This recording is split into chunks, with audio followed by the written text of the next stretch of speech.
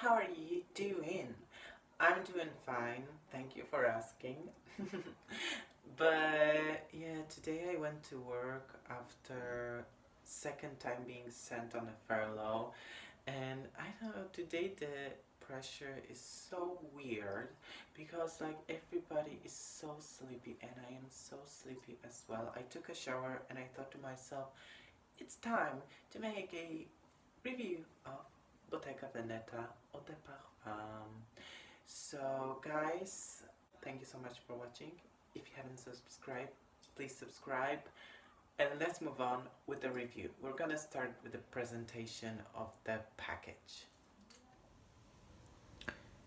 This is a 30 ml bottle of Bottega Veneta Eau de Parfum. It's their first fragrance, and this is how the bottle looks like. It has this frosty, almost pleated like glass in the bottom, and this is how it looks. It's quite heavy packaging, and it's embellished with a leather strap that has this, I don't know, butterfly on. Like, I don't know what's going on with this butterfly. Like, I don't think if it suits the fragrance itself, but this is how the bottle looks like. And I must admit that the proportion of the small bottle are so cute and way better than if you bought like the 75 ml bottle. It comes in a three sizes: 30 ml, 50 ml, and 75 milliliters. And this is how the box look like. It has this pleated kind of chevron, or more, it's more like I guess padding. It's more like padding, but you know, Bottega Veneta has this pleated kind of thing about their leather, because this is the brand that is famous for their leather. This is how the box looks inside. It's brown. It's totally brown. Yeah. And it says that this leather strap, this leather embellishment is real leather, so it may change the color over time. Okay, this is the presentation. I really like the bottle. It's quite minimalistic, and yeah, it seems very luxurious. Before I move to telling you guys what this scent smells like to me, I'm gonna tell you that this is the fragrance I mentioned in my perfume regrets video. When I said that I used to own Bottega Veneta bottle, but when I was coming here one time, I sold it on a second-hand group, and I regretted it for such a long time, and it was haunting me because we really clicked. I discovered this scent like in 2019, even though it was released in 2011 and it was their first fragrance. It has a beautiful commercial that, you know, when I discovered it, I literally gravitated towards that because I don't know why, I kind of feel like this is my vibe of the aesthetic. And what else? Like the nose behind this fragrance is Michel Almirac. I hope I pronounce his name well. And guys, this man, this nose is a genius. You know, he created Gucci Rush, Chloe by Chloe. He created what else? Shiseido Zen. She created Escada Margareta Lay.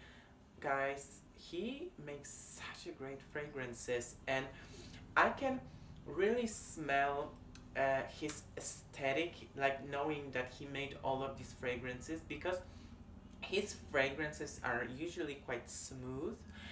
They're very unsuspicious, I would say, because you would say, oh my god, such a simple fragrance and very versatile. Most of them are like all year rounders, but guys, maybe this is how you win it. Like, because I would say that all his fragrances definitely have this timeless quality.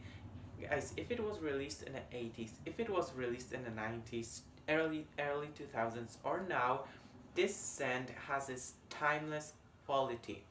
And I must admit that Bottega Veneta as a brand is very underrated brand. Guys, you can check all of their fragrance and they're all winners, like Oscar winners in perfume world, because I think that as a designer house, you know, and being on a mainstream market, you guys get a very niche quality.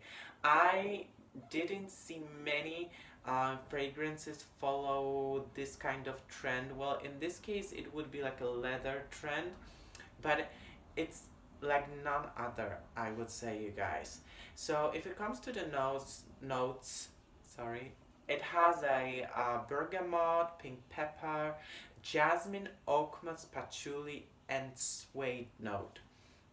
And this actually says probably nothing, because out of the same set of notes you can create many different fragrances. But what I would tell you guys, that it definitely has the suede accord, in a meaning that it's quite soft and warm. I always compare this leather thing about this scent. Maybe it's a combo leather, oak moss, and patchouli that gives me this impression. But it gives me an impression of like fresh. Well, maybe not fresh. Maybe like if you plant your own marjoram, it's like a herb that I know that not many people are familiar with marjoram because it's not used in many cuisines. But for instance, in Poland, we use a lot of marjoram. This is one of our favorite herb, and it smells like if you planted your own marjoram and dried it. And guys, the scent is unforgettable. It's no comparison to the marjoram you get in your shop, because guys, the marjoram you buy doesn't have a scent. So this has this specific kind of warmth about it, a little bit herbal. And but definitely this perfume has this vintage purse slash lipstick vibe.